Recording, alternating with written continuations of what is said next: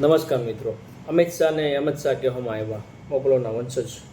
અને અમિત શાહે પણ પુણે મુંબઈની અંદર એક શબ્દનો ઉપયોગ કર્યો હતો, ઔરંગઝેબ.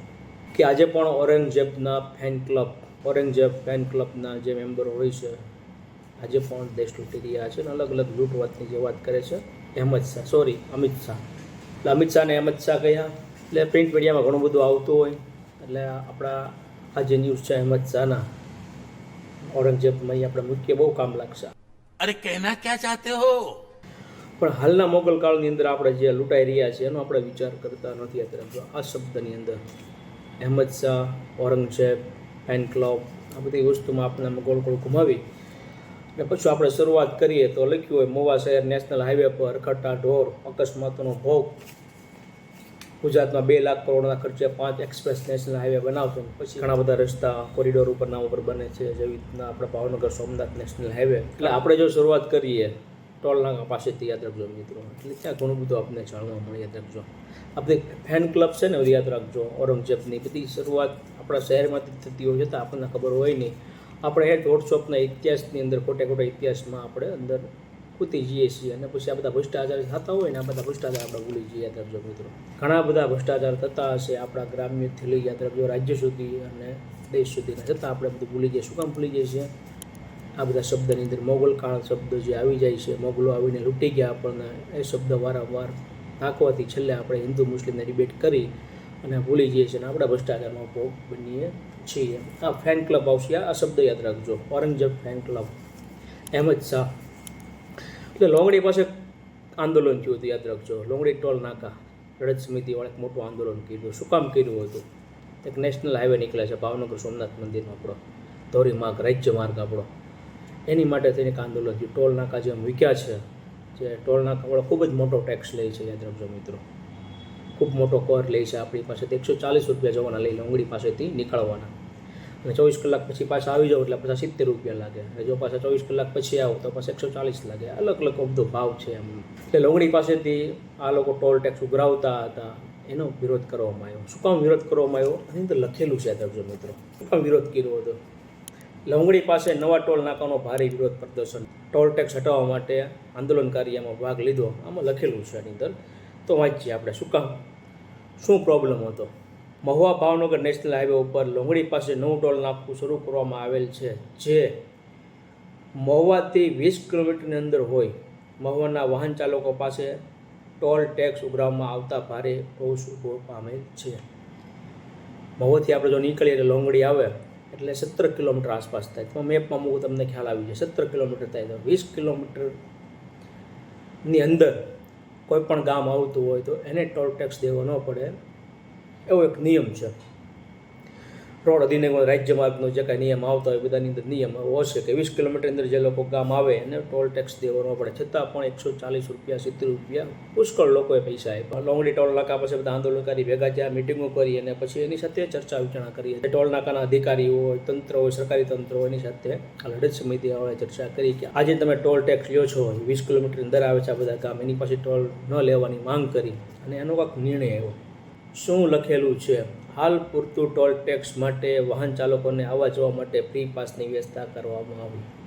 આંદોલન થયા પછી હાલ પૂરતો ટોલ ટેક્સ મહુવાવાસીઓ માટે આધાર કાર્ડ અને આરસી બુકની ઝેરોક્ષ આપી વાહન ચાલકોએ આવવા જવા માટે ફ્રી પાસ આપવામાં આવશે, તેમાં ટોલ નાકા લડત સમિતિવાળાએ કહ્યું છે. હાલ પૂરતું આ લોંગડી ટોલ નાકા પાસે જે હતો વિરોધ પ્રદર્શન ચાલુ છે. હાલમાં તો કદાચ પાસ આપણને ફ્રી આપશે અને ચાલશે. પછી શું? આ લૂંટ બનતી જશે, યાદ રાખજો, આ લૂંટ ચાલુ જ રહેશે. ખ્યાલ નથી, પણ હાલ પૂરતું ફ્રી કર્યું છે.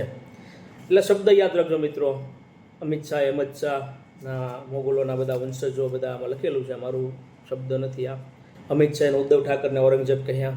ઔરંગઝેબનો જન્મ મિત્રો યાદ રાખજો ગુજરાતમાં દાહોદમાં થયો હતો અને 1618ની અંદર ઔરંગઝેબે 1618ની અંદર ખૂબ જ મોટું રાજ કર્યું અને ખૂબ મોટો ટેક્સ કરવેરો એમની પ્રજાઓ પર, યાદ રાખજો, મૂક્યો હતો. અને લોકો ત્રાહિમામ થઈ ગયા હતા. જે લોકો ટેક્સ ન ભરી શકે, જજ્યા કરતા, એની માટે હાથી ચડાવી દેવામાં આવતા આંદોલન કરતા. ત્યારે પછી બીજા એક ન્યૂઝ આવે છે આપણી પાસે, યાદ રાખજો, ટોલ ટેક્સ લે છે આપણી પાસેથી. પૂરેપૂરો ટોલ ટેક્સ લે છે, આપણે આપીએ જ છીએ, બધા લોકો આપે જ છે. નેશનલ હાઈવે ઉપર આપણે ચડીએ, 4 લેન 6 લેન કોઈ પણ હોય તેની પર ચડીએ એટલે ટોલ નાકા આવે ને આવે તો આપણે ટેક્સ આપવો જ પડે, ટોલ ટેક્સ આપવો જ પડે, તો જ આપણે રોડ ઉપરથી ચાલી શકીએ.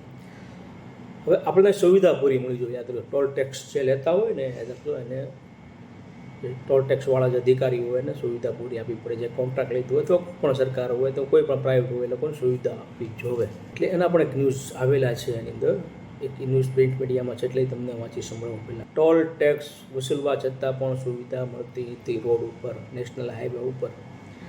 મહુવા શહેર અને નેશનલ હાઈવે પર રખડતા માલઢોરના અડીંગા યથાવત.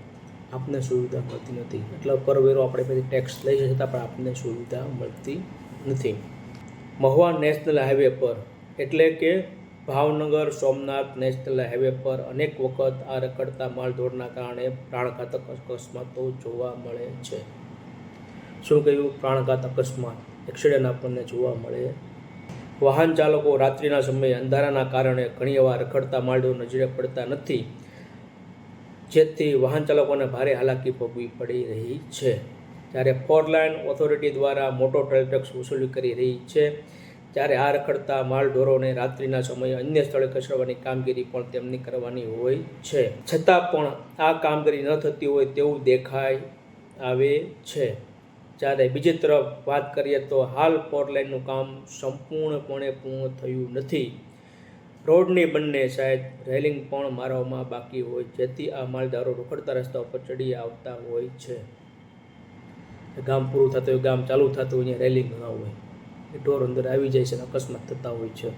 નુકસાન કોને? બંનેને, રખડતા પશુઓને અને આપણને. એટલે રેલિંગ ન હોય એટલે ઘણી બધી અલગ અલગ બધી અસુવિધા આપણને ઊભી થાય છે. ઘણી બધી આપણને અસુવિધાઓ મળે છે યાદ રાખજો નેશનલ હાઈવે ઉપર. છતાં 4 લાઇન ઓથોરિટી મોટો ટોલ ટેક્સ વસૂલવામાં લાગી છે. પણ એક નવાઈની વાત એ છે કે ટોલ ટેક્સ રૂપિયા છતાં પણ વાહન ચાલકોને પૂરતી સુવિધા મળતી નથી. તેવા અનેક પ્રશ્નો વાહન ચાલકોમાં ઊભા થઈ રહ્યા છે. નેશનલ હાઈવે પર રખડતા ટોલમાં એટલે તમે જતા હો રસ્તામાં એટલે ઘણા બધા તમને અસુવિધા તમને મળશે. રસ્તા ઉપર ઢોર સૂતા હોય, ગમે તેથી ઢોર નીકળી જાય, નીલગાય આવી જાય ને એક્સિડન્ટ થતા હોય છે. આ બધું ઘણું બધું આપણે રોડ ઉપર જોયું છે. પછી આવશે 2 લાખ કરોડના ખર્ચે બનતા 5 એક્સપ્રેસ. ગુજરાતની અંદર ઇન્કમ વધશે. ઉત્તર ગુજરાત દક્ષિણ ભારત સાથે જોડાશે. 6 લેન જે બનવાનો છે ગુજરાતમાં, આ 5 એક્સપ્રેસ બનવાના છે. શું તેમની હાલત?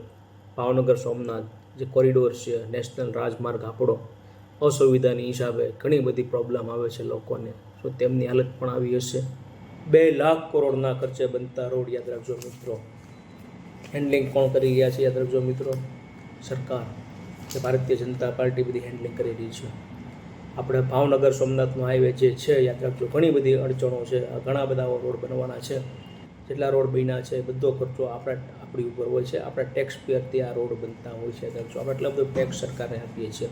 ઓલરેડી 32% આપીએ છીએ. રોડ પર પસાર થઈએ ત્યારે પણ આપણે એને ટોલ પૂરેપૂરો આપીએ છીએ. ખૂબ જ મોટો પ્રમાણનો ટોલ ટેક્સ આવે છે. યાદ રાખજો, ફક્ત તમે લોંગડી જાઓ ત્યાંથી નીકળવાના 140 રૂપિયા અને 24 કલાકના આવવાના 70 રૂપિયા તમારી પાસે રિટર્નના લેશે. 24 કલાક પછી આવો તો 140 પૂરા. બધી જ વસ્તુ પ્રાઇવેટ થઈ રહી છે અને મારા વિડીયો છે જનતા ઉપર ભારતની. યાદ રાખજો મિત્રો, આ વસ્તુ અહીંયા પૂરી થતી. યાદ રાખજો મિત્રો, આ બધી વસ્તુ યાદ રાખજો. રોડ ખરાબ હોય, ખાડા પડી ગયા હોય, બસ ખૂતી ગયું હોય, એક્સિડન્ટ થતા હોય, રોડ ખરાબ હોય, આના જવાબદાર કોણ મિત્રો? આના જવાબદાર આપણે એવા નેતાનો જન્મ કર્યો. યાદ રાખજો, ઔરંગઝેબ જેવા અને અહેમદ શાહ જેવા લોકોનો. જ્યારે આ લોકો આપણી ઉપર રાજ કરી શકે છે. યાદ રાખજો મિત્રો, હા, નેશનલ હાઈવે બને, સારો બને, આપણે ટેક્સ આપીએ. ટેક્સ આપો જો આપણે ટેક્સ આપશું તો જ આપણો દેશ, યાદ રાખજો, વિશ્વગુરુ તરફ જઈ શકશે. આપણે જે ટેક્સ આપી રહ્યા છે ને એ સીધો ભ્રષ્ટાચારની પેટીમાં જઈ રહ્યો છે. યાદ રાખજો મિત્રો, ટેક્સ આપણે પછી ખૂબ જ બમણો લેવામાં આવે છે પણ આપને સુવિધા પૂરી મળતી નથી. આ બધા પ્રિન્ટ મીડિયામાં છે. યાદ રાખજો, લોંગડીથી શરૂઆત કરો તમે, રખડતા ઢોર, ભાવનગર, અમદાવાદ તમે જો, ગુજરાતમાંથી બધા પસાર એક્સપ્રેસ બનશે. શું આની અંદર સુવિધા મળશે? આનું કારણ આજે રાખજો મિત્રો. આપણે પાછળના ઇતિહાસમાં જે મૂકવામાં આવે છે, મોગલો આવીને આપણા મંદિર લૂંટી ગયા, હિન્દુ મુસ્લિમના ડિબેટમાં આપણે રહીને આખો દિવસ એની અંદર ચપટ કરી જઈએ છીએ. અને આ બધા ઉપર આપણે ચર્ચા કરતા હતી. મહુવા શહેર નેશનલ હાઈવે ઉપર લોંગડી ટોલ નાકા પાસે કે ગુજરાતમાંથી પસાર થનાર એક્સપ્રેસ હાઈવે ઉપર શું આપણને સુવિધા મળવાની છે? શું આપણા ગામની અંદર સારી હોસ્પિટલ છે? શું આપણા ગામના સારા રોડ રસ્તાઓ છે? એની ઉપર આપણે ચર્ચા કરતા નથી. ફક્ત બસ આની ઉપર આપણે ચર્ચા કરીએ છીએ. ઔરંગઝેબ મોગલો ઉપર આપણે ટિપ્પણી કર્યા કરીએ છીએ અને આપણે બધું આપણા અધિકાર આપણે ભૂલી જઈએ છીએ દર્શક મિત્રો. એ લોકો ત્યારે પણ ભારતને લૂંટવા આવ્યા હતા, મંદિર લૂંટતા, લોકોને લૂંટતા. આજે પણ આ લોકો અલગ અલગ સંસ્થાઓ પર, ધર્મની સંસ્થાઓ પર બેઠા છે અને લૂંટવાટ ચાલુ છે. દર્શકનું બંધ નથી થયું. એ વિચારધારા આજે પણ સક્રિય છે, જીવંત છે. આ ફેન ક્લબ યાદ રાખજો મિત્રો, આ શબ્દ સમિતભાઈ શાહનો. આ ફેન ક્લબવાળા દરેક જગ્યાએ બેઠા યાદ રાખજો. આ લોકો નેશનલ એક્સપ્રેસ ઉપર બેઠા છે, લંગડી ટોલ નાકા પાસે બેઠા છે, તમારા શહેરની અંદર બેઠા યાદ રાખજો મિત્રો. આખા ગુજરાતની અંદર બેઠા યાદ રાખજો, ઉત્તરથી દક્ષિણ સુધી બેઠા છે, દિલ્હીના તખ્ત ઉપર પણ બેઠા છે આ બધા ફેન ક્લબવાળા. આ ફેન ક્લબવાળા ચારે બાજુ બેઠા યાદ રાખજો. મોગલ ફેન ક્લબ જેવી લોકોની જેવી મેમ્બરશિપ હોય આ ક્લબની અંદર, એવી રીતના લોકો ભ્રષ્ટાચાર કરી યાદ રાખજો મિત્રો. નગરપાલિકા, મહાનગરપાલિકા હોય કે ગ્રામ્ય પંચાયત, જિલ્લા પંચાયત હોય કે વિધાનસભા હોય કે લોકસભા હોય, દરેક સીટ ઉપર આ બધા બેઠા છે અને આપણને લૂંટી રહ્યા છે. આ ફેન ક્લબના અલગ અલગ બધા મેમ્બરશિપના કાર્ડ હોય છે અને આપણને બસ લૂંટી રહ્યા છે આ લોકો. ના ઇતિહાસની અંદર જે આ મોગલો આવ્યા છે આપણને લૂંટવા માટે, યાદ રાખજો મિત્રો, આપણને આપણો અધિકાર મળતો ત્યાં આપણને સુવિધા મળતી યાદ રાખજો. દરેક સુવિધા આપણને મળતી હતી. આરોગ્ય, શિક્ષણ હોય, કોઈ પણ આપણને જરૂરિયાત હોય, આપણી સુવિધા આપણને મળતી નથી.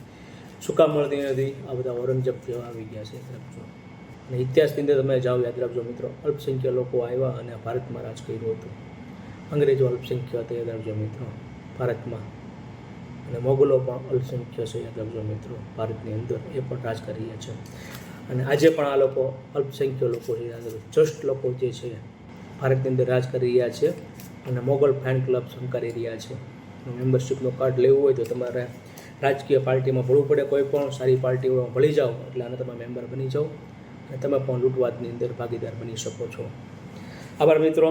આ તો અહેમદ શાહ, ઔરંગઝેબ જે ઇતિહાસમાં તો લૂંટતા હતા પણ આજે પણ એની વિચારધારા દેશને લૂંટી રહી છે, આપણા રાજ્યને લૂંટી રહી છે, યાદ રાખજો, ને આપણા ગામને પણ લૂંટી રહી છે.